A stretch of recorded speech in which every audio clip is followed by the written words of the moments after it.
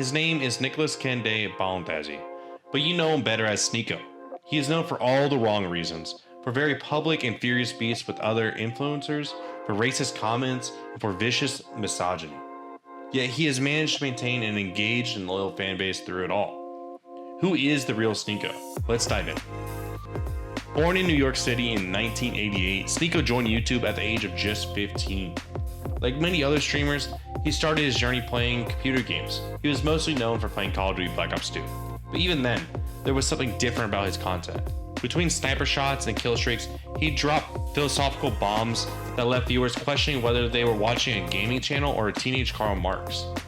People were fascinated with him because he seemed to veer between profound and very shallow observations. For example, take this anecdote about his self-centeredness. Crafting this image of ourselves with filters, music quotes, and edgy tweets. It's pretty much like making a Sims character. How you see me on YouTube is this person that I create through hours and hours of hard work. I script literally everything I say and edit it in a program. You have no idea what I'm actually like. For all you know, I could be a YouTube drone created by Google to scare you away from the YouTube you don't have to pay for. In real life, people view me as a kind of wannabe, sometimes annoying, slightly funny fuckboy. And you know, subconsciously I spend a lot of my time perfecting that image. Of content resonated with many people. That is when Sneeko started moving away from playing Call of Duty and toward more introspective commentary on life and the world. By 2018, Sneeko caught the attention of YouTube's golden boy, Mr. Beast. It should have been the classic YouTube success story. Small creator joins big creator, everyone wins, but Sneeko had different plans. This led to his first well-known beef. Sneeko burned that bridge and got fired by Mr. Beast. Sneeko later admitted it was because he got jealous. Sneeko said, "I didn't want to be the guy in Mr. Beast's video. I wanted to be Mr. Beast." He would later admit to regretting that decision, but did not stop Sneeko from renewing the beef years later. But we will get into that later. It was on the streets of New York where Sneeko truly found his voice. His 1-minute podcast turned random encounters with people into viral moments. Armed with just a microphone and his signature charisma, he proved he could make comedy gold out of thin air. The format was simple. Find a stranger, start a conversation, watch the magic happen. And for a while, it seemed like Sneeko had found his path. How do you think my content can improve? Because you've probably been watching for a while. I've been watching for a while. Before you had like some faggot content. What? Yeah, like you were just being like all depressed, like in New York, like walking around. So why were you watching it? Sneeko took a very dark turn in 2022. He was influenced by the manosphere and extreme right-wing circles that seem dominant among some political streamers today. Some of his videos had always had a social commentary element. Look at some of his earlier videos like, "Is it okay to be fat?" and "Why men and women aren't equal."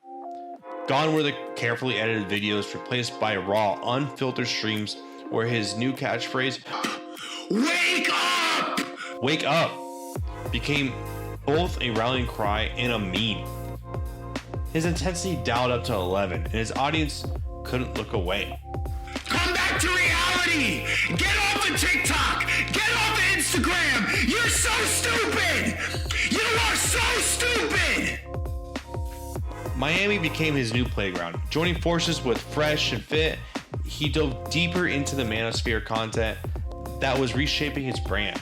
His collaborations are rising with stars like Neon and Aiden Ross, created a content powerhouse that dominated the streaming landscape. The Miami influencer era was in full swing, and Sneeko was right in the center of it. But rather than the occasional disorganized foray into controversial issues, now Sneeko displayed a real coherent and very right-wing worldview. It included the rampant use of racial slurs, homophobia, transphobia, and all that other good stuff. But it was his alliance with white nationalist Nick Fuentes that really set the internet on fire. He even caught the attention of Congress. At one point, Sneeko found himself being discussed in congressional hearings after mockingly singing a traditional Jewish song during one of these collaborations. Not exactly the kind of attention most creators are looking for, but I guess all press is good press. Speaking of controversial figures, in 2020, Sneeko threw in support behind Kanye West's presidential campaign. He wasn't just a supporter, he was actively involved, appearing in campaign content and promoting Ye's message. It was another example of Sneeko's knack for finding himself at the center of cultural firestorms. Due to these views, he soon found himself as a particularly hated opponent of the online left. Then came the bans. YouTube finally had enough of Sneeko's content in 2022, cited repeating violations of his COVID-19 misinformation policies and promotion of election denial theories. His support for President Trump and questioning of the 2020 elections results had put him squarely in the crosshairs of platform moderators, even though he did not have any previous strikes against his account. His friendship with fellow provocateur Zerka added another layer to his content. Their debates and streams together became must-watch content for drama enthusiasts, with both creators pushing each other to more and more extreme takes. It was like watching a feedback loop of controversy. In 2023, he announced a conversion to Islam. Sneeko explained he did so because Islam is the strongest force resisting wokeness. That brought him closer to the controversial Andrew Tate, another Islamic member of the red-pilled manosphere. We will get into their weird relationship and how they fell out later. Now he had to rebuild himself elsewhere. Like many red-pilled accounts, he did so on Rumble. Sneeko quickly built up a base of followers on the alternative streaming platform. The streamer tried his hand at Twitch, but they banned Sneeko within 2 days. However, a lot has changed since then. Many of the most popular streamers and podcasters in the world now traffic in controversial content, including election denial and anti-vax conspiracy theories. Therefore, it wasn't that surprising when YouTube announced they would reverse the suspension and allow Sneeko back on the platform. Open up an LLC in Delaware. If you don't live in Delaware, which none of you do, open up an online residence, an online address in Delaware. They got the lowest income tax in the country. Also, when you start making bread, you gotta start an LLC and move to a state with low income tax. Florida, Texas, the red states mostly. But if you're in a communist place like California, New York, you're gonna take like fucking half of your money. It's communist. Delaware has the lowest income tax in the country. Don't tell them I told you. Controversies were skyrocketing Sneeko back into the limelight. He even started to try and clean up his public image to become welcome on more platforms again. However, trouble is never far behind this controversial streamer. A few hours after becoming reinstated to YouTube, Sneeko was banned again. He received a message. We terminated 2 channels associated with the creator Sneeko or violating our terms of service. Channels with an active community guideline strike cannot post content, and it's a violation of our terms of service to circumvent that decision by using another channel. Per our long-standing 3 strikes policy, the channel was prohibited from uploading content for 14 days. It's a violation of YouTube's terms of service to circumvent this decision by using another channel, and violations may result in penalties, including termination of channel dedicated to re-uploads. Many observers thought this was a mistake. Perhaps YouTube had mistakenly reversed their ban, realized that they had done, and throw him off again, but it looks like that was only part of the whole story. He decided to move to Twitch, where he had only 6,000 followers compared to the 1.2 million he had on YouTube. One day had passed when Twitch suspended him for what they called extreme hateful conduct. Reports began to circulate that the problem wasn't the content that Sneeko was making. Instead, it was about his behind-the-scenes conduct. It was believed that discrimination had occurred as well. However, Twitch was not willing to answer any questions on the matter. 2 days later, Sneeko was kicked off Kick. It happened in the middle of a stream. That means that all the leading platforms Sneeko was working on have been ruled out for him. One element that has drawn a good deal of fire towards Sneeko is his close association with Andrew Tate. If you have been living under a rock and don't know who that is, he is an influencer and former kickboxer who has become well known for his misogynistic views. In 2022, he was arrested in Romania for trafficking women, rape, and organized crime charges.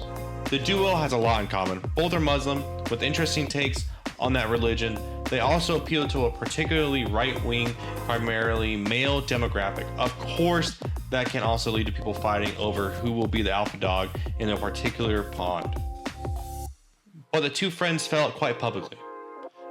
It was over Tate's open embrace of racist ideals of white supremacy and claims that race is everything, tweeting, "Race is real and white supremacists are right. No white-only country sooner or later means no white people, and you'll be outbred. You'll be out of violence. You'll be cucked by words, your kind will betray you. And I'm not your enemy for pointing this out. I'm actually your brown friend, confirming you were right all along. But I, unlike you, can't be called racist to any serious effect.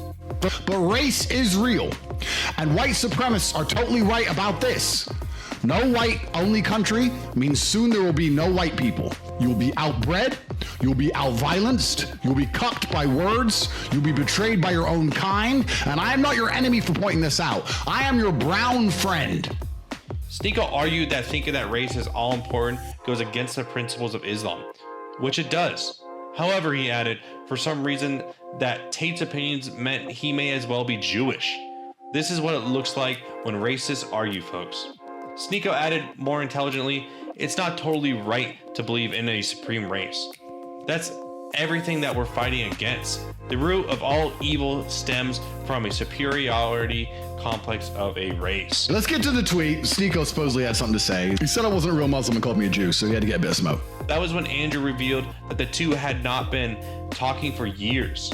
He also accused Sneeko of activating bots to like his posts and ratio him, which Tate considered gay as fuck. That is Twitter speak for getting more likes for reply than the original post. For whatever reason, that is very important to some influencers. Tate also threatened violence, writing, "If you said it in person, I would have knocked your ass out. And I would have helped you get up afterwards and said, sorry sir, I had to break your jaw." Tate threatened to end Sneeko's career if he wanted to, but added, "I'm that guy. I'm not here to do that to the guy." Honestly, I'm not exactly sure what that means. Sneeko just isn't great at getting along with people. So Tate was not the only case worth discussing. In July, he got into it with Moist Critical over the Ava Chris Tyson controversy. In case you have no idea what I'm talking about, Moist Critical is a streamer known for his deadpan humor and looking suspiciously like Jesus. With over 10 billion views and 60 million subscribers on YouTube, he is a force to be reckoned with. In July 2024, Ava Chris Tyson, who is affiliated with Mr. Beast, was accused of grooming underage users on Discord. Sneeko came after Moist Critical for not addressing the controversy when everyone was talking about it. So Sneeko said in a stream, Moist Critical is not going to talk about the Chris situation because he wants the Mr. Beast collab. However, Moist Critical had discussed the matter and said, "I'm honestly shocked Sneeko isn't defending all of this, considering he's been arguing against the age of consent for a while now." Sneeko's rise to the top of the streaming world has been remarkable in its rapidity and unconventional path. While he is disliked by many, the streamer's popularity is maintained by his undeniable charisma and unpredictability. You never know what he is going to do next. Sneeko seems to be motivated not only by desire for fame, but also by strong emotions, both positive and negative. That is what makes him fascinating. Let me know in the comments below if you think Sneeko is a problematic creator that needs to go, or if you think he's a misunderstood creative. And of course, please like and subscribe if you enjoyed the video. Thanks for watching.